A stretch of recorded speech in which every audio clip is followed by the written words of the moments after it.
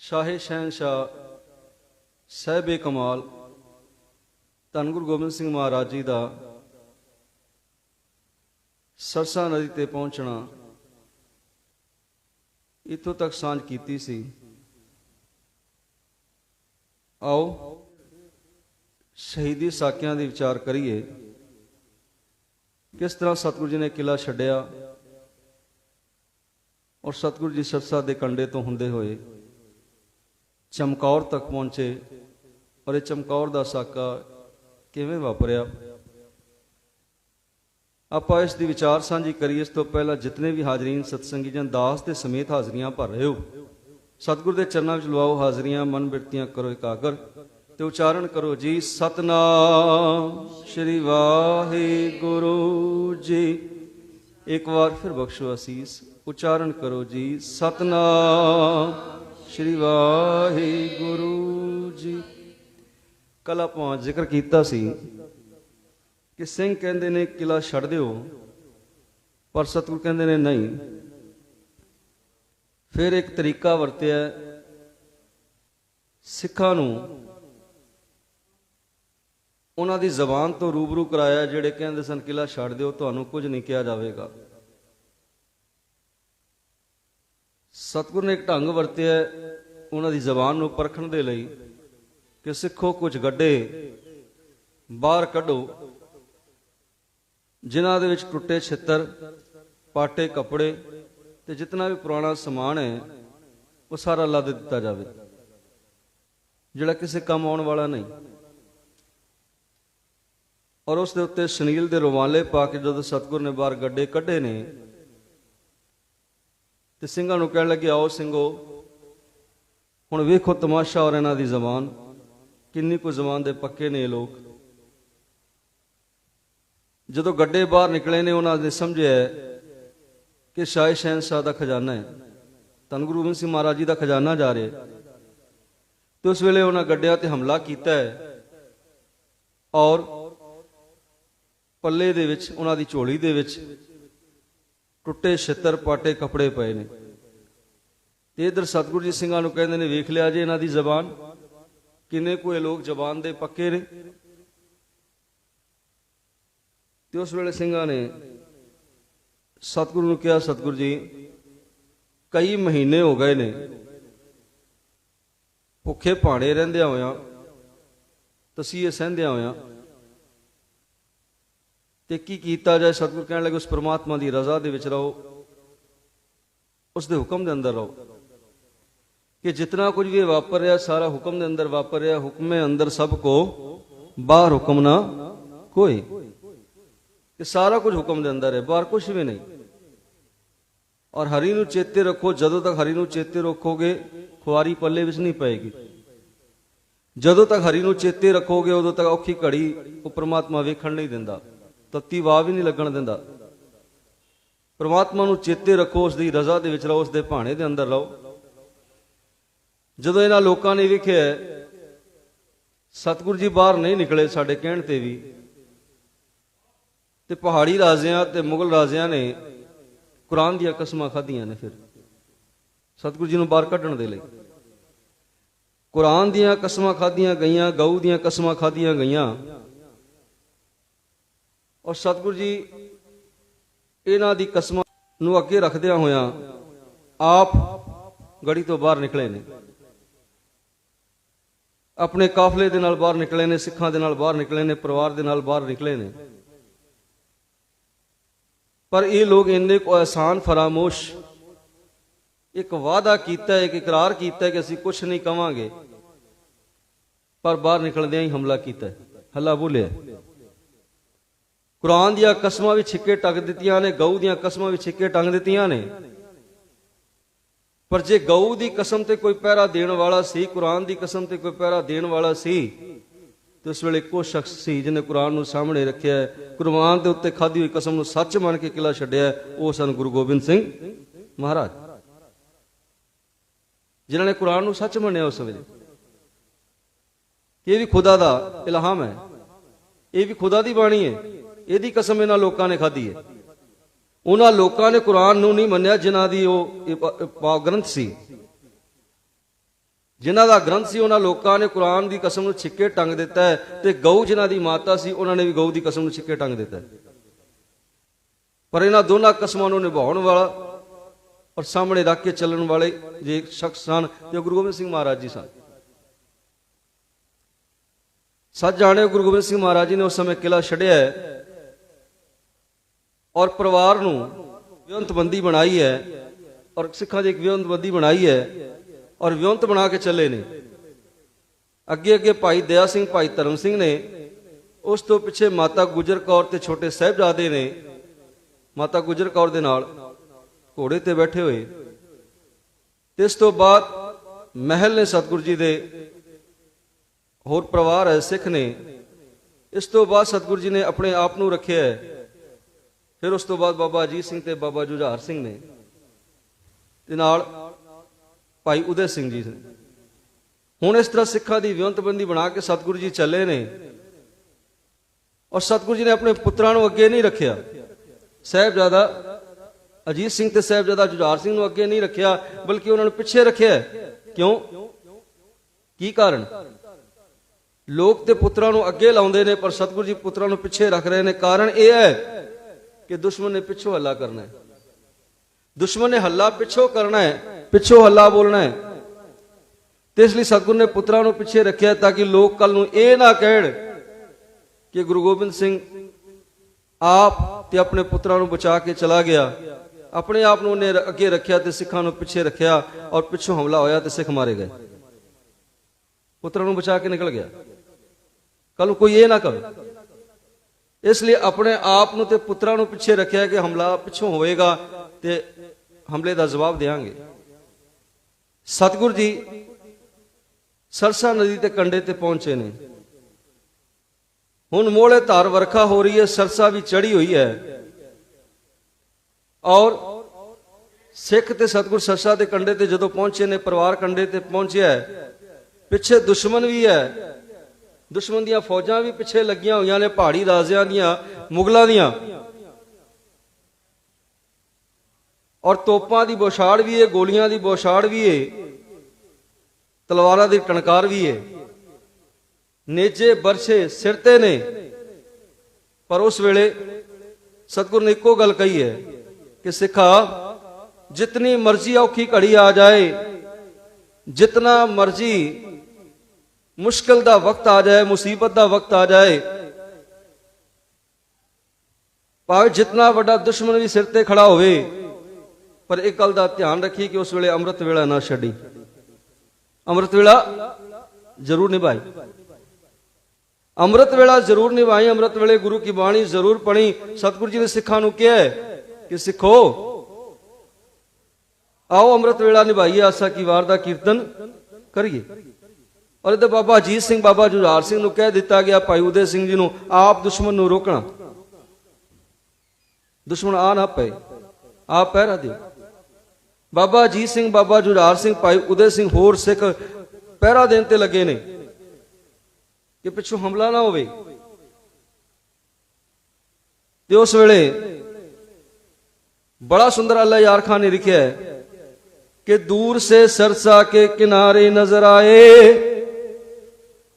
डूबे हुए सरसा में प्यारे नजर आए,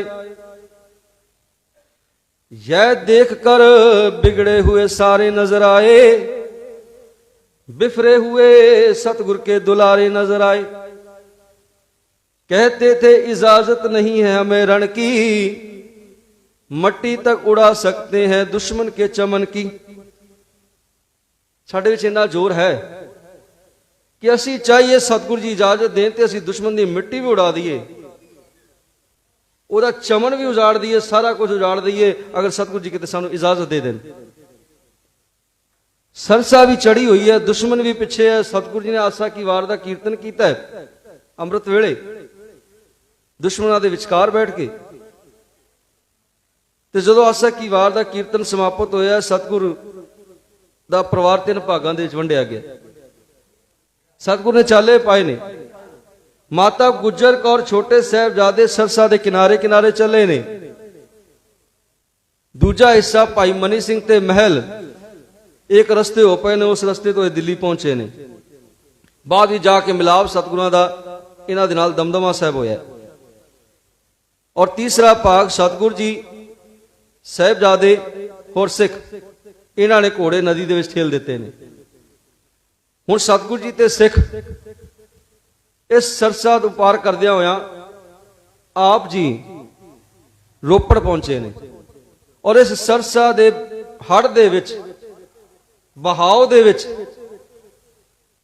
उस समय दा ग्रंथ सतगुरु जी ने आप लिखिया सी, सिखां दी बाणी सी, कवियां दी बाणी सी, जिहदे विच जिन्हों विद्या सागर ग्रंथ कहा जाता सी। विद्या सागर ग्रंथ 1.5 मन का विद्या सागर ग्रंथ अड्डे ते लद्या होया सी कि वो सरसा दी भेंट हो गया। और बाद दे जिहड़ा ग्रंथ होंद विच आया सतगुरु जी महाराज जी दी ज्योति जो समाउण तो बाद जिन्नी बाणी सिखां नूं याद सी वो इकट्ठी कीती गई। और सिख जदों जंगलां चले गए तो इस बाणी च रल गड्ड भी हुई तो उस ग्रंथ का नाम है दसम ग्रंथ। और दसम ग्रंथ का मसला अज तक खड़ा है कौम दे कोल, कौम उसनूं सुलझा नहीं सकी। भाई मनी सिंह सुलझाना चाहते सन कि बाणी गुरु दी है या नहीं, ये रलगढ़ किन्नी कू है कढ़ना चाहते सन, पर उन्होंने सरकारे दरबारे गिरफ्तारी देनी पई दिवाली के समागम के करके। ते इसलिए वो कह के गए कि जे मैं वापस आ गया तो इस ग्रंथ का निर्णय करांगा, जे मैं वापस नहीं आया तो कौम बैठ के निर्णय कर ले। कौम अज तक बैठ ही नहीं सकी उस गल ते, कौम अज तक नहीं बैठ सकी। भाई मनी सिंह तो बाद कौम अज तक दसम ग्रंथ की विचार नहीं कर सकी कि इहदे च किहड़ी बाणी गुरु दी ते किहड़ी रल गाढ़े कढ़ी जावे। ते उस ग्रंथ का नाम जिहड़ा ग्रंथ सतगुरु जी का आप लिखिया होया सी, कवियां दा लिखिया होया सी, वो सी विद्या सागर ग्रंथ जो रुड़ गया। और बड़ा खजाना सरसे की भेंट होया। सतगुरु जी ने सरसा नदी पार की है, रोपड़ पहुंचे ने। इत्थे भाई गरीबू जी ते भाई बुद्धि चंद जी कोल आए ने, सतगुरु की सेवा की। कह लगे सतगुरु आप साडे लई इन्ना कुछ कुर्बान कर देता है, परिवार भी कुर्बान करन ते आए हो, साडे लई महल भी छड़ दिता, अपना आनंदपुर का किला भी छड़ दिता, सोहणे किले छड़ दिते, तुसां सोहणे बाग बगीचे दुलीचे छड़ दिते आप जी ने साडे लई, ते असीं इन्ना भी नहीं कर सकते कि आप जी की सेवा कर सकीए। उस वेले भाई गरीबू जी ने हाथ जोड़ के पल्ला पकड़ के बेनती की, सतगुरु जी जे रुकना ही है किते, जे किते तुसी स्थान दे उत्ते रुकना है, कोई जगह चाहिए ते मेरी कच्ची गड़ी है चमकौर दे विच उत्थे ठिकाना करो। सतगुरु जी ने भाई गरीबू जी की गल मन लई और सिखां नाल विचार की कि इस वेले ठिकाना चाहिए फौज का मुकाबला करने दे लई, ते आओ आपां चमकौर चलीए। चमकौर की गली जदों पहुंचे ने लैके बुद्धि चंद जी, तो उस वेले सतगुरु ने गली नूं नमस्कार किया है और गली के अंदर जदों कदम रखे है तो उस वेले महान इतिहासकार ये लिखते ने कि सतगुरु जी ने कटार कढ़ी है, कटार कढ़ के आप जी ने मिट्टी खुरची है गली की। भाई दया सिंह भाई धर्म सिंह कहते ने सतगुरु की गल है, गड़ी कच्ची है और आप जी ने इसकी मिट्टी खुरच के हाथ फड़ के हवा दे विच उड़ा दी है, कारण रमस की है। सतगुरु कह लगे सिखो ये ओ गड़ी है जिथे मैं सोचता सा कि एक दिन आना है, रब ने जिथे बिध बनानी है मेरे आउण दी, मैं आ गया उथे। और ये ओ गड़ी है, ओ थां है जिथों मैं कल लुट के जाना है, ये ओ थां है जिथे मैं कल बच्चों को कटा के जाना है, ये ओ थां है जिथे मेरा सिखां दे नालों विछोड़ा पैना है, बच्चों नालों विछोड़ा पैना है, ये ओ थां है। और मिट्टी उड़ाण दा कारण यह है कि मैं मिट्टी इस करके उड़ाई है कि मिट्टी जिथे जिथे भी जाएगी लोग इस गड़ी नूं नसमस्तक होया करनगे, आके इस गड़ी दे अगे झुकिया करनगे। इस गड़ी नूं नमस्कार मैं इस करके कीती है कि इस गड़ी दे सामने बड़े बड़े किले भी निस तरह बूत हो जाएंगे, किले भी खत्म हो जाएंगे, पर कच्ची गड़ी हमेशा खड़ी रहेगी, हमेशा साहिबजादियां दी याद आंदी रहेगी, शहीद सिखां दी याद आंदी रहेगी। ये याद कराउंदी रहेगी कि इत्थे गुरु गोबिंद सिंह जी आए सन। अल्लाह यार खान ने बड़ा सुंदर देता है कि जिस खित्ते में आना था ये वही है, कल जिस जहां से लुट के जाना ये वही है, जिस जगह पे बच्चों को कटाना ये वही है, मट्टी कह देती है ठिकाना ये वही है। कि मट्टी कह रही है ठिकाना वही है। जिस जगह तो मैं बच्चों को कटा के जाना है ये वही थां है, ये वही स्थान है। गुरु गोबिंद सिंह महाराज जी ने उस कच्ची गढ़ी दे विच ठिकाना कीता। हुण संध्या दा वेला होया, सतगुरु जी ने रहरास दा पाठ कीता। रहरास दा पाठ करदियां होया समय नूं सफला कीता सतगुरु जी ने, और सिखां नूं सिद्धांत दिता है कितनी भी औखी घड़ी आ जाए, कितनी भी मुसीबत आ जाए, ते आपने गुरबाणी दा पल्ला नहीं छड़ना। अमृत वेला जरूर निभाना है, संध्या वेले बाणी जरूर पढ़नी है, बाणी दे नाल जुड़े रहना है। संध्या दा वेला होया है, सतगुरु ने रहरास दा पाठ कीता है, उपरंत जो कुछ भी सिखां नूं मिलिया आप जी ने छकिया। कई दिनों के भुखे पाने ने, कई दिनों का अनाज नसीब नहीं होया, पर जो कुछ मिलिया सिखां ने छकिया। रात हुई है ते सिंह आराम करने लई जमीन दे उत्ते अपने साफे विछाउण लगे ने, कपड़े विछाउण लगे ने। हुण दीन दुनिया दे वाली शाहे शहनशाह धन गुरु गोबिंद सिंह महाराज साहिब कमाल जेड़े आनंदपुर साहिब दी किले दे विच सोहणियां सेजां ते सौंदे सन, जेड़े सोहणे सोहणे गद्दियां ते जिन्हां दा आसन लगदा सी, सोहणे सोहणे गलीचे पैरां दे हेठां विछे हुंदे सन। सच जाणिओ अज ना सोहणे गलीचे ने पैरां दे हेठ, ना वो गद्दे ने ते ना वो तख्त ने।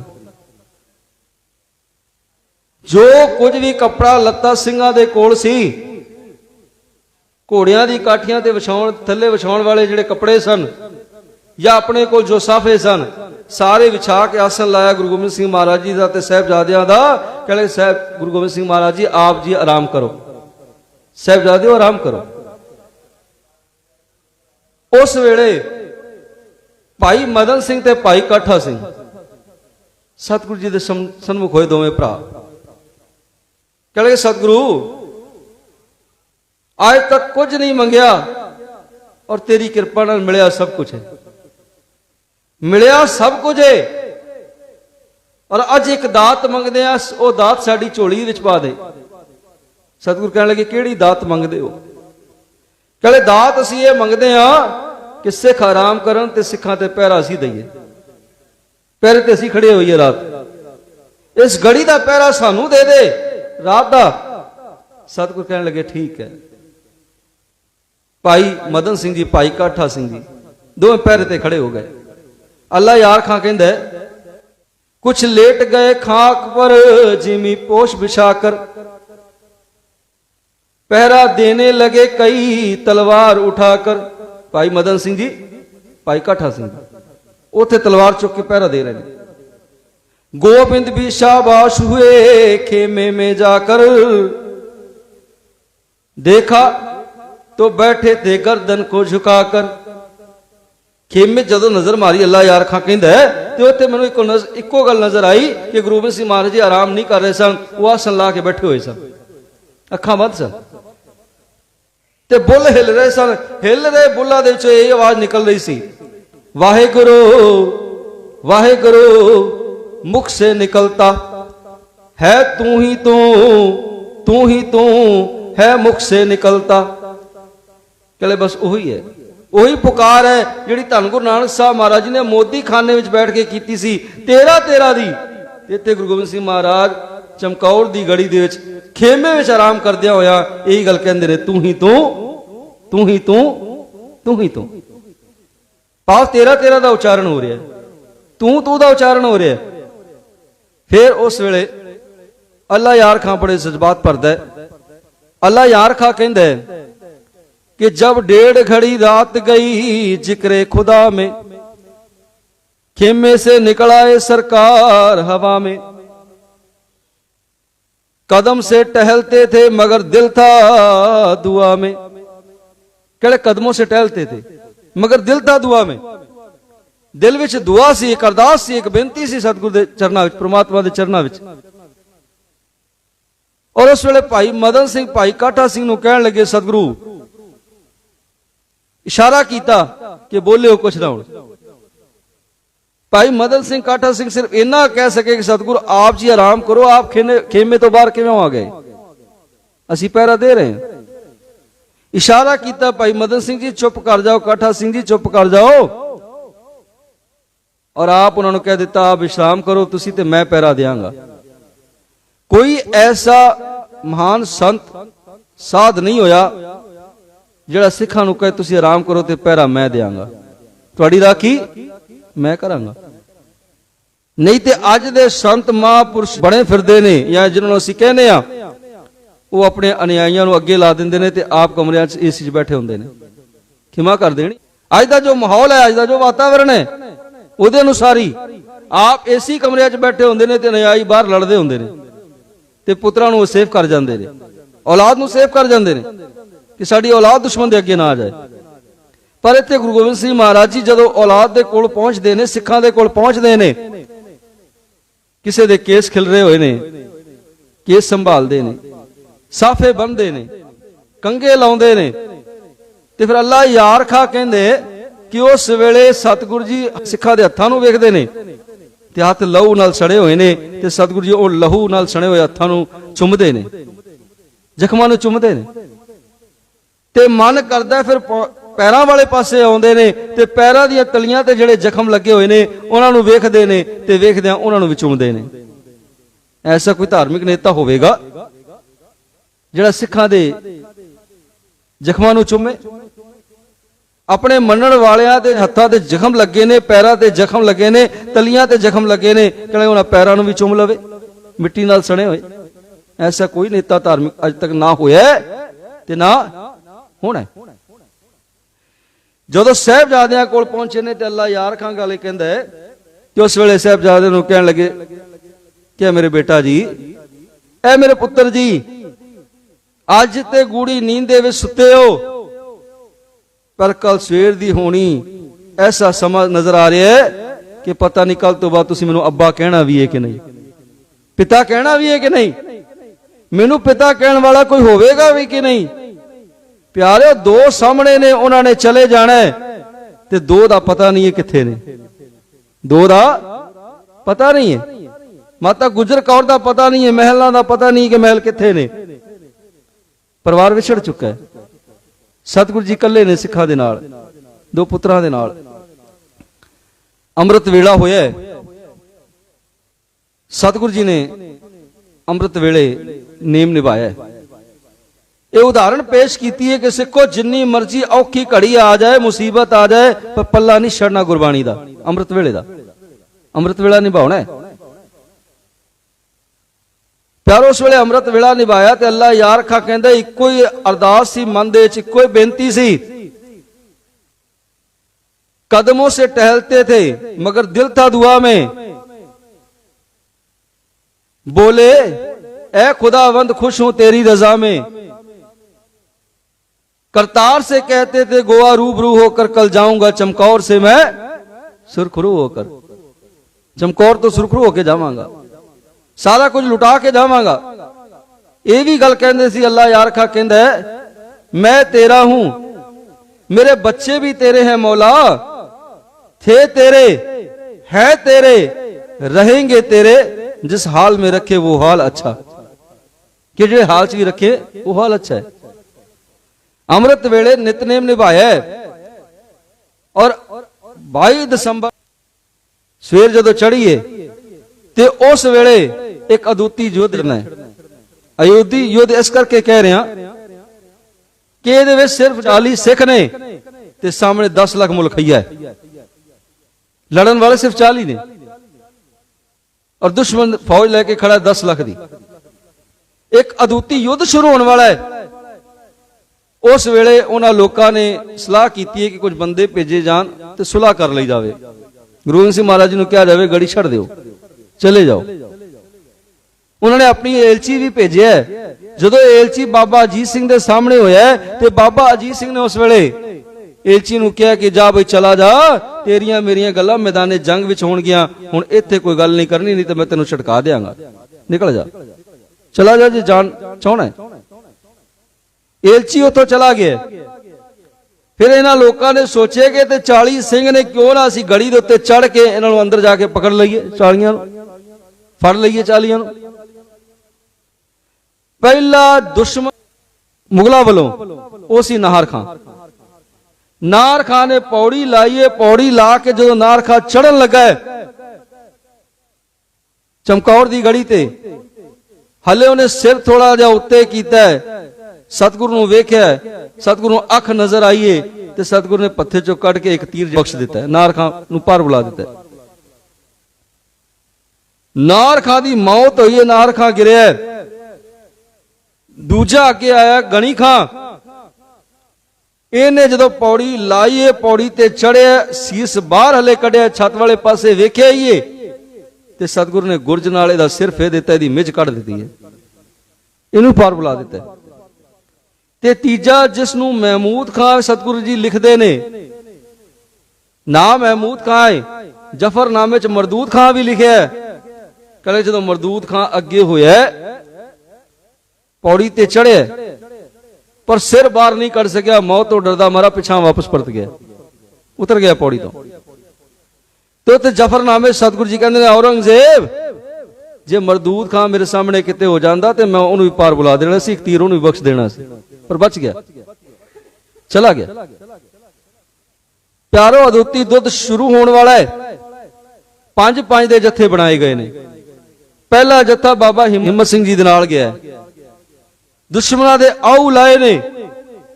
दूजा जत्था भी गया, 5 गिनती 5 दी है, दूजा जत्था भी शहीद हो गया। 2 जत्थे शहीद होए ने ते भाई दया सिंह जी अगे आए, भाई धर्म सिंह जी अगे आए, सतगुरु जी गड़ी छड़ दिओ, पुत्रां नूं लैके किते चले जाओ। क्यों पुत्रां नूं लैके चले जाओ, जे असी रहे ते असी तेरे वर्गे सिख नहीं बना सकांगे, जे गुरु गोबिंद सिंह तुसी रहे ते तुसी सिख पैदा कर लोगे, सिख बना लोगे, सिक्खी संसार ते कायम रहेगी तुहाडे नाल, इस करके चले जाओ। भाई दया सिंह भाई धर्म सिंह जी की गल नहीं मन्नी उस वेले, ते उस वेले अपना आपा पेश किया बाबा अजीत सिंह जी ने, जिन्हां दा जन्म 1686 दे विच पौंटा साहब की धरती ते होया, जदों सतगुरु जी भंगाणी दा युद्ध जित के आए। भंगाणी दा युद्ध जदों जित के आए ते उस वेले इक्को गल कही, भाई जीत मेरी किरपा काल तेरी।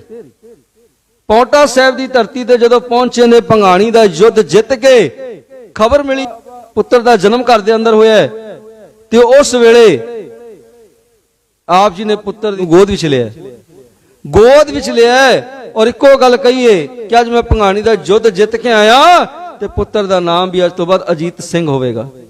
नाम अजीत सिंह रखे,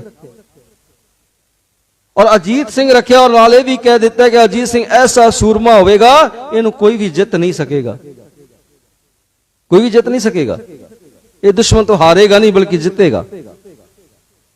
बाबा अजीत सिंह को आशीर्वाद दिता है। बाबा अजीत सिंह ने अपना आपा का पेश किया चमकौर की गढ़ी दे विच, कहते सतगुरु जी मैं जाना चाहना, मैनू तोरो मैदाने जंग दे अंदर। सतगुरु ने शस्त्र सजाए ने उन्हां दे शरीर दे उत्ते, तीर दिते ने, कृपान कटार दिती है, सब कुछ दिता है। ते एको गल कही बाबा अजीत सिंह जदों शहादत देन लगो, जदों दुश्मनां दे तीर वजन या शरीर धरती दे उत्ते गिरे, ते एक काम करना, मेरे वाल जरूर देख लेना। क्यों? मैं ये देखना चाहना कि मेरे अजीत सिंह दे मत्थे ते कोई शिकन ते नहीं, कोई लकीर ते नहीं, मौत नूं वेख के मेरा पुत्र घबरा ते नहीं रहा, मैं वेखना चाहना। बाबा अजीत सिंह ने नमस्कार की है, फतेह गजाई है, और तुरंत लगे ने, ते को गल कही है, नाम का अजीत हूं, जीता नहीं जाऊंगा, जीता गया तो जीता नहीं आऊंगा। कि जे मैं अगर दुश्मन ने जित लिया तो सतगुरु जी मैं तुहानू मुख नहीं विखावांगा, ਮੁਖੜਾ ਨਹੀਂ ਵਿਖਾਵਾਂਗਾ ਤੁਹਾਨੂੰ ਜੇ ਮੈਂ ਹਾਰ ਗਿਆ ਤਾਂ। ਇਹ ਅਸੀਸ ਲੈ ਕੇ ਸਤਿਗੁਰੂ ਨੇ ਅਸੀਸ ਦਿੱਤੀ ਹੈ, ਬਾਹਰ ਨਿਕਲੇ ਨੇ, ਆਪ ਦਰਵਾਜ਼ਾ ਖੋਲਿਆ, ਪਾਤਸ਼ਾਹ ਜੀ ਨੇ ਪੁੱਤਰ ਨੂੰ ਤੋਰਿਆ ਤੇ ਦੁਸ਼ਮਣ ਨੇ ਜਦੋਂ ਵੇਖਿਆ ਕਿ ਗੁਰੂ ਗੋਬਿੰਦ ਸਿੰਘ ਮਹਾਰਾਜ ਜੀ ਦਾ ਲਖਤੇ ਜ਼ਿਕਰ ਆਇਆ ਤੇ ਕਹਿ ਦਿੱਤਾ, ਕਹਿਣ ਲੱਗੇ ਇਹ ਗੁਰੂ ਗੋਬਿੰਦ ਸਿੰਘ ਜੀ ਦਾ ਪੁੱਤਰ ਹੈ, ਇਹਨੂੰ ਮਾਰ ਦਿਓ, ਇਹਨੂੰ ਖਤਮ ਕਰ ਦਿਓ, ਇਹ ਵਾਪਸ ਨਹੀਂ ਜਾਣਾ ਚਾਹੀਦਾ। ਉਸ ਵੇਲੇ ਜਿੰਨੇ ਕੋ ਤੀਰ ਸਨ ਆਪਨੇ ਤੀਰ ਚਲਾਏ, ਦੁਸ਼ਮਣਾਂ ਦੇ ਆਉ ਲਾਏ ਤੀਰਾਂ ਦੇ ਨਾਲ, ਫਿਰ ਨੇਜਾ ਖਿੱਚ ਲਿਆ, ਤੀਰ ਖਤਮ ਹੋਏ ਨੇ, ਨੇਜਾ ਖਿੱਚਿਆ, ਨੇਜੇ ਨਾਲ ਪਾਰ ਬੁਲਾਉਣਾ ਸ਼ੁਰੂ ਕੀਤਾ ਦੁਸ਼ਮਣਾਂ ਨੂੰ। ਨੇਜਾ ਇੱਕ ਦੁਸ਼ਮਣ ਦੀ ਸੰਜੋਈ ਜਾ ਕੇ ਖੁੱਭ ਗਿਆ, ਹੱਥ ਵਿੱਚ ਲਾਠੀ ਰਹਿ ਗਈ ਹੈ, ਲਾਠੀ ਨਾਲ ਦੁਸ਼ਮਣਾਂ ਨੂੰ ਪਾਰ ਬੁਲਾਇਆ। ਇਸ ਤੋਂ ਬਾਅਦ ਕਿਰਪਾਨ ਧੂਲੀ ਤੇ ਕਿਰਪਾਨ ਦੇ ਨਾਲ ਲੜਨ ਲੱਗੇ ਨੇ, ਦੁਸ਼ਮਣਾਂ ਦੇ ਆਉ ਲਾਣ ਲੱਗੇ ਨੇ, ਅੰਤ ਕਿਰਪਾਨ ਵੀ ਹੱਥੋਂ ਜਿਹੜੀ ਟੁੱਟ ਗਈ ਹੈ, ਹੁਣ ਹੱਥ ਖਾਲੀ ਨੇ। ਦੁਸ਼ਮਣ ਨੂੰ ਮੌਕਾ ਮਿਲਿਆ, ਜਿਹੜਾ ਹਥਿਆਰ ਆਇਆ ਸਾਹਿਬਜ਼ਾਦੇ ਦੇ ਸਰੀਰ ਤੇ ਵੱਜਿਆ ਔਰ 300 ਤੋਂ ਵੱਧ ਤੀਰ ਵੱਜੇ ਨੇ ਸਾਹਿਬਜ਼ਾਦੇ ਦੇ ਛਾਤੀ ਤੇ, ਤਨ ਤੇ ਤੀਰ ਵੱਜੇ ਨੇ, ਦੇਹ ਗਿਰ ਰਹੀ ਹੈ ਧਰਤੀ ਤੇ। ਪਰ ਉਸ ਵੇਲੇ ਪਿੱਛੇ ਖਿਆ ਸਤਿਗੁਰੂ ਵਾਲੇ ਪਾਸੇ ਮਮਟੀ ਤੇ ਸਤਿਗੁਰੂ ਨੇ ਉਧਰੋਂ ਜੈਕਾਰਾ ਗਜ਼ਾਇਆ ਤੇ ਕੋ ਗੱਲ ਕਹੀ ਹੈ, जिसकी बस्त तिस आगे रखे, प्रभु की आज्ञा माने माथे। सतगुरु कह लगे देख तेरी वस्त है परमात्मा जी, तेरे अगे रख दी है, तेरी अमानत तुझे अदा हुई, शुकराना कीता। ये शुकराना करने वाली ओही आत्मा है जिहड़ी तत्ती तवी ते बैठ के कह रही है तेरा किया मीठा लगे हर नाम पदार्थ नानक मांगे। ये ओही आत्मा है ਜਿਹੜੀ ਚਾਂਦਨੀ ਚੌਕ ਵਿੱਚ ਖੜੀ ਹੋ ਕੇ ਕਹਿ ਰਹੀ ਹੈ ਜਿਨੀ ਨਾਮ ਤੇ ਆਇਆ ਗਏ ਮਸ਼ਕਤ ਕਾਲ, ਨਾਨਕ ਤੇ ਮੁਖੁਜਲੇ ਕੀਤੀ ਛੁੱਟੀ ਨਾਲ ਰੱਬ ਨਾਲ ਜੁੜੀ ਹੋਈ ਆਤਮਾ ਹੈ। ਇਹ ਉਹੀ ਆਤਮਾ ਹੈ ਜਿਹੜੀ ਮਮਟੀ ਤੇ ਚੜ ਕੇ ਕਹਿ ਰਹੀ ਹੈ ਕਿ ਤੇਰੀ ਅਮਾਨਤ ਤੁਝੇ ਅਦਾ ਹੋਈ।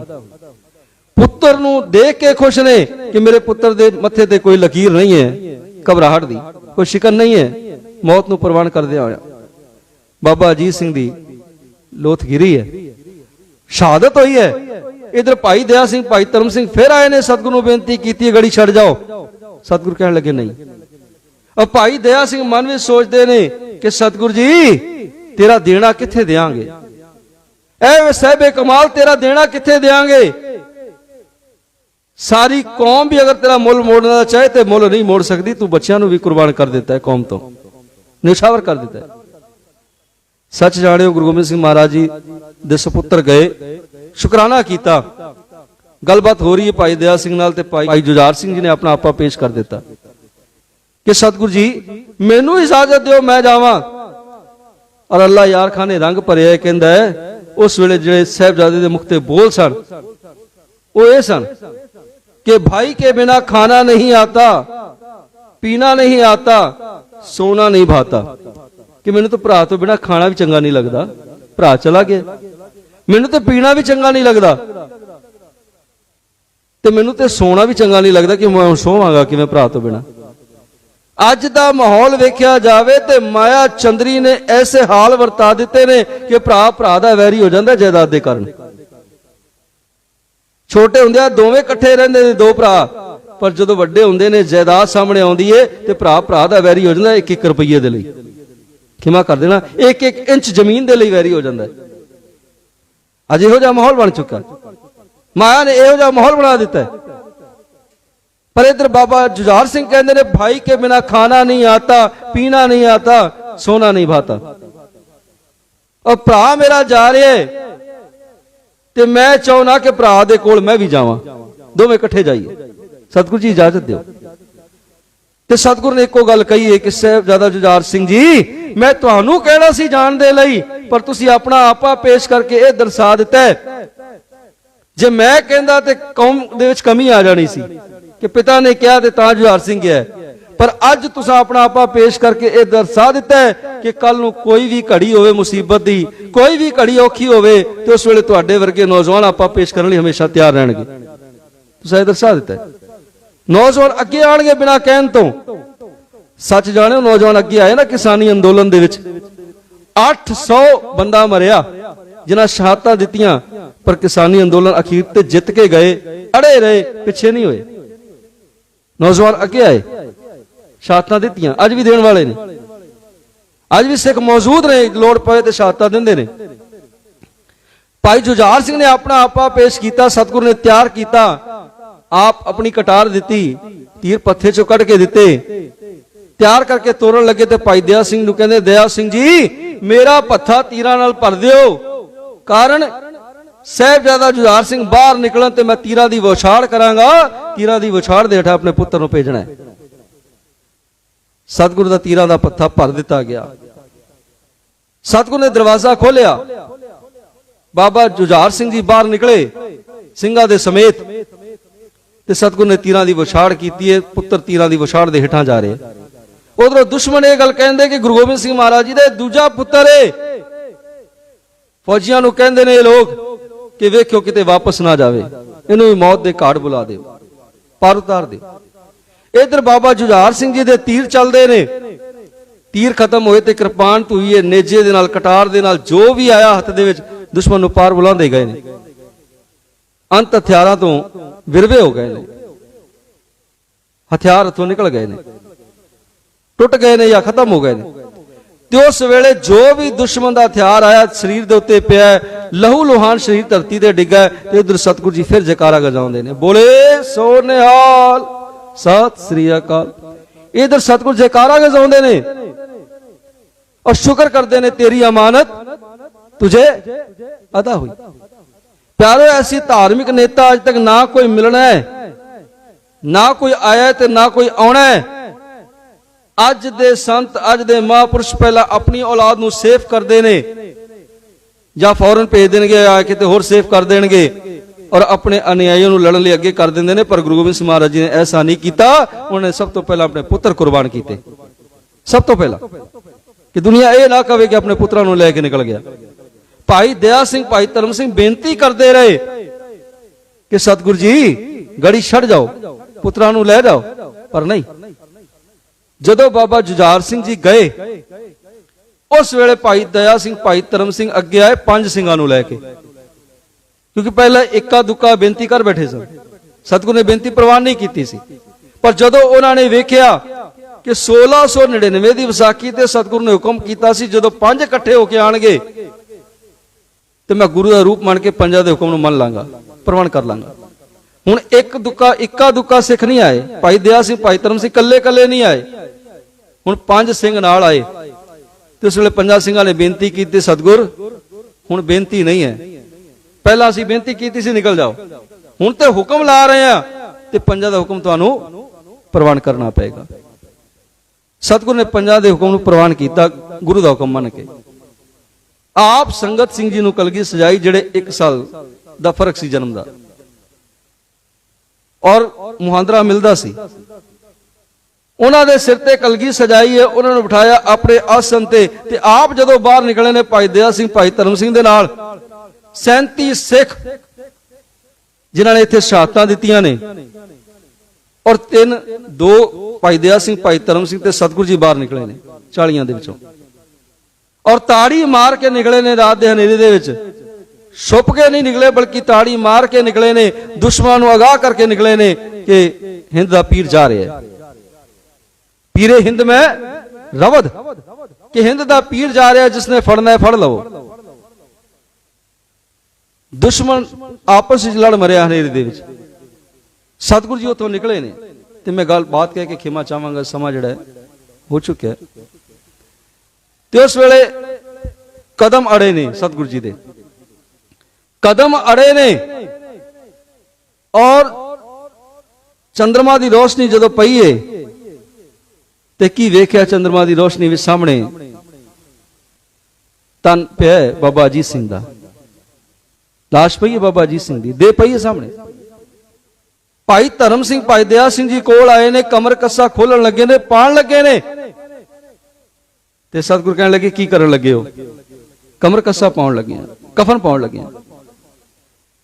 जे तुसी कफन पाउण लगे हो भाई अजीत सिंह दे उत्ते, ते एक काम करो, इत्थे मेरा पुत्र मदन सिंह भी पिया, काठा सिंह भी पिया, अमोल सिंह भी पिया, होर भी बड़े सिख पए ने जिन्हां ने शहादतां दित्तियां ने। जे कफन बाबा अजीत सिंह ते पाउणा ते सारे लई इंतजाम करो, सारे लई प्रबंध करो। क्यों सतगुरु जे ये महल दे विच पूरे होए हुंदे, घर दे विच पूरे होए हुंदे, किले दे विच पूरे होए हुंदे ते संगतां ने बड़े दुशाले चढ़ाउणे सन, बड़े कीमतियां भेटावां चढ़ाणियां सन। पर अज इन्हां दी देह मैदाने जंग दे विच पई है, नरादरी होवेगी, बेदबी होवेगी। कहण लगे नहीं ਸਿੰਘੋ ਕੱਲ ਨੂੰ ਇਹ ਇਤਿਹਾਸ ਦੇ ਵਿੱਚ ਨਾ ਲਿਖਿਆ ਜਾਵੇ ਕਿ ਗੁਰੂ ਗੋਬਿੰਦ ਸਿੰਘ ਮਹਾਰਾਜ ਆਪਣੇ ਪੁੱਤਰਾਂ ਦੇ ਉੱਤੇ ਕਫਨ ਪਾ ਕੇ ਚਲਾ ਗਿਆ, ਪਰ ਜਿਨ੍ਹਾਂ ਸਿੱਖਾਂ ਨੂੰ ਪੁੱਤਰਾਂ ਤੋਂ ਵੱਧ ਕਹਿੰਦਾ ਸੀ ਉਹਨਾਂ ਨੂੰ ਕਫਨ ਤੋਂ ਬਿਨਾਂ ਛੱਡ ਕੇ ਚਲਾ ਗਿਆ। ਲੋਕ ਇਹ ਨਾ ਕਹਿਣ, ਮੈਂ ਇਹ ਨਹੀਂ ਸੁਣਨਾ ਚਾਹੁੰਦਾ। ਇਸ ਲਈ ਪਿਆਰੋ ਉਸ ਵੇਲੇ ਲਾਸ਼ ਨੂੰ ਅਣਡਿੱਠ ਕਰਕੇ ਚਲੇ ਗਏ, ਦੇਹ ਨੂੰ ਅਣਡਿੱਠ ਕਰਕੇ ਚਲੇ ਗਏ ਪੁੱਤਰ ਦੀ। ਤੇ ਕਿਸੇ ਨੇ ਬੜਾ ਸੋਹਣਾ ਲਿਖਿਆ, सुन के बात गुरु जी बोले, सुने गुरसिखा, धर्म की राह पे जो है मरते नहीं, कफन किस्मत में लिखा। शहीद के मुंह पे कफन का पर्दा ये शहादत का दस्तूर नहीं है, मेरा बेटा कफन में लेटे ये मुझको मंजूर नहीं है। और भी कितने लाल है मेरे जिन्होंने यहां शहीदी पाई, पुरजा पुरजा कट मरे ना दुश्मन को पिठ दिखलाई। एक के संग प्यार जताना ये कहीं का इंसाफ नहीं है, बेटे बेटे में फर्क जो समझे ऐसा भी कोई बाप नहीं है। कैसा भी कोई प्यो नहीं होना ਜਿਹੜਾ ਪੁੱਤਰਾਂ ਦੇ ਵਿੱਚ ਤੇ ਸਿੱਖਾਂ ਦੇ ਵਿੱਚ ਫਰਕ ਸਮਝੇ, ਫਰਕ ਨਹੀਂ ਕੀਤਾ। ਤੇ ਪਿਆਰੋ ਚਮਕੌਰ ਦੀ ਜੰਗ ਸਮਾਪਤ ਹੋਈ, ਸਤਿਗੁਰੂ ਜੀ ਮਾਛੀਵਾੜੇ ਵਾਲੇ ਪਾਸੇ ਗਏ ਤੇ ਇਧਰ ਬੀਬੀ ਸ਼ਰਨ ਕੌਰ ਜਿਨ੍ਹਾਂ ਨੇ ਆਪਣੀ ਸ਼ਹਾਦਤ ਦਿੱਤੀ ਇਸ ਚਮਕੌਰ ਦੀ ਜੰਗ ਦੇ ਵਿੱਚ। ਬੀਬੀ ਸ਼ਰਨ ਕੌਰ ਸੰਧਿਆ ਦਾ ਵੇਲਾ ਹੋਇਆ, ਦੂਜਾ ਦਿਨ ਚੜਿਆ, ਸੰਧਿਆ ਦਾ ਵੇਲਾ ਹੋਇਆ ਤੇ ਉਸ ਵੇਲੇ ਬੀਬੀ ਸ਼ਰਨ ਕੌਰ ਜੀ ਆਏ ਨੇ ਤੇ ਉਹਨਾਂ ਨੇ ਜਦੋਂ ਵੇਖਿਆ ਲਾਸ਼ਾਂ ਪਈਆਂ ਨੇ ਸਿੱਖਾਂ ਦੀਆਂ ਤੇ ਉਹ ਥੜਾ ਮਾਰ ਕੇ ਰੋ ਪਏ ਨੇ ਤੇ ਇੱਕੋ ਗੱਲ ਕਹੀ ਹੈ ਕਿ ਸਤਿਗੁਰੂ ਇੱਕ ਵੀਰ ਦੀ ਲਾਸ਼ ਹੋਵੇ ਤੇ ਭੈਣ ਦੀਆਂ ਭੁੱਬਾਂ ਨਿਕਲ ਜਾਂਦੀਆਂ ਨੇ ਤੇ ਇੱਥੇ 37 ਸਿੱਖ ਨੇ, ਕਿਵੇਂ ਲਾਂਬੂ ਲਾਵਾਂ, ਕਿਵੇਂ ਆਪਣੇ ਆਪ ਨੂੰ ਸੰਭਾਲਾਂ। ਸਿੱਖਾਂ ਦੀ ਸ਼ਨਾਖਤ ਕੀਤੀ ਹੈ ਮੋਮਬੱਤੀ ਦੇ ਚਾਨਣੇ ਦੇ ਵਿੱਚ ਕਰਕੇ, ਲਾਸ਼ਾਂ ਇਕੱਠੀਆਂ ਕੀਤੀਆਂ ਨੇ, ਦੇਹਾਂ ਇਕੱਠੀਆਂ ਕੀਤੀਆਂ ਨੇ, ਦੇਹਾਂ ਇਕੱਠੀਆਂ ਕਰਕੇ ਲਾਂਬੂ ਲਾਇਆ ਤੇ ਕੋਲ ਬੈਠੀ ਸੋਲਾ ਸਾਹਿਬ ਦਾ ਪਾਠ ਵੀ ਕਰਦੀ ਏ। ਤੇ ਉਸ ਵੇਲੇ ਮੁਗਲਾਂ ਨੇ ਵੇਖਿਆ ਕਿ ਲਾਂਬੂ ਲੱਗਾ ਸਿੱਖਾਂ ਨੂੰ, ਬਹੁਤ ਵੱਡਾ ਅੱਗ ਦਾ ਭਾਂਬੜ ਪਿਆ ਬਲਦਾ ਹੈ, ਸ਼ਾਇਦ ਦੇਹਾਂ ਬਲਦੀਆਂ ਪਈਆਂ ਨੇ ਤੇ ਕੋਲ ਇੱਕ ਇਨਸਾਨ ਬੈਠਾ ਹੈ, ਆਏ ਨੇ ਤੇ ਆ ਕੇ ਬੀਬੀ ਸ਼ਰਨ ਕੌਰ ਨੂੰ ਅੱਗ ਦੇ ਵਿੱਚ ਸੁੱਟ ਦਿੱਤਾ, ਸ਼ਹਾਦਤ ਦਿੱਤੀ ਹੈ। ਇਹ ਗੱਲ ਕਹਿ ਕੇ ਖਿਮਾ ਚਾਹਾਂਗਾ ਕਿ ਇੱਥੇ ਚਮਕੌਰ ਦੀ ਗੜੀ ਦੀ ਯਾਦ ਜਦੋਂ ਬਣਾਣੀ ਸੀ ਤੇ ਇੱਥੇ ਇੱਕ ਇਨਸਾਨ ਭਾਈ ਦਿਆਲ ਸਿੰਘ ਜੀ ਪਿੰਡ ਬੇਲੇ ਦੇ ਰਹਿਣ ਵਾਲੇ ਚਮਕੌਰ ਦੇ ਲਾਗੇ, ਇਹ ਅਦੁੱਤੀ ਅਰਦਾਸ ਹੈ ਜਿਹੜੀ ਚਮਕੌਰ ਦੀ ਜੰਗ ਵਿੱਚ ਹੋਈ ਔਰ ਅੱਜ ਤੱਕ ਐਸੀ ਅਰਦਾਸ ਨਾ ਹੀ ਹੋਈ ਹੈ ਤੇ ਨਾ ਹੀ ਹੋਣੀ ਹੈ ਕੌਮ ਦੇ ਵਿੱਚ, ਨਾ ਹੀ ਕਿਸੇ ਨੇ ਕਰਨੀ ਹੈ। ਜਿਹੜੀ ਭਾਈ ਦਿਆਲ ਸਿੰਘ ਨੇ ਕੀਤੀ ਹੈ ਉਹ ਕਹਿ ਕੇ ਖਿਮਾ ਚਾਹਾਂਗਾ ਕਿ ਭਾਈ ਦਿਆਲ ਸਿੰਘ ਬੇਲੇ ਪਿੰਡ ਤੋਂ ਰੋਜ਼ਾਨਾ ਆਉਂਦੇ ਨੇ, ਜ਼ਮੀਂਦਾਰਾ ਹੈ ਬੜਾ ਵੱਡਾ, ਜ਼ਮੀਨਾਂ ਦੇ ਮਾਲਕ ਨੇ, ਪਿੰਡਾਂ ਦੇ ਮਾਲਕ ਨੇ ਤੇ ਆਪ ਜੀ ਆਉਂਦੇ ਨੇ ਸਵੇਰੇ ਸ਼ਾਮ ਇੱਥੇ ਆ ਕੇ ਨਮਸਕਾਰ ਕਰਦੇ ਨੇ ਚਮਕੌਰ ਦੀ ਜੰਗ ਨੂੰ, ਨਮਸਕਾਰ ਕਰਦੇ ਨੇ ਧਰਤ ਨੂੰ, ਪਾਠ ਕਰਕੇ ਚਲੇ ਜਾਂਦੇ ਨੇ।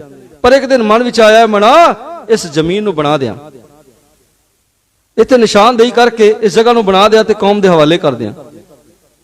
ਬੜਾ ਵੱਡਾ ਜ਼ਗੀਰਦਾਰਾ ਸੀ, ਉਹਨਾਂ ਕੋਲ ਪੈਸਾ ਬੜਾ ਸੀ ਰੱਬ ਦਾ ਦਿੱਤਾ ਹੋਇਆ ਤੇ ਉਸ ਵੇਲੇ ਸਮਾਨ ਇਕੱਠਾ ਕੀਤਾ, ਸਮਾਨ ਇਕੱਠਾ ਕਰਕੇ ਇਮਾਰਤ ਦਾ ਸੰਧਿਆ ਦਾ ਵੇਲਾ ਸੀ, ਭਾਈ ਸਾਹਿਬ ਨੂੰ ਕਹਿਣ ਲੱਗੇ ਅਰਦਾਸ ਕਰੋ।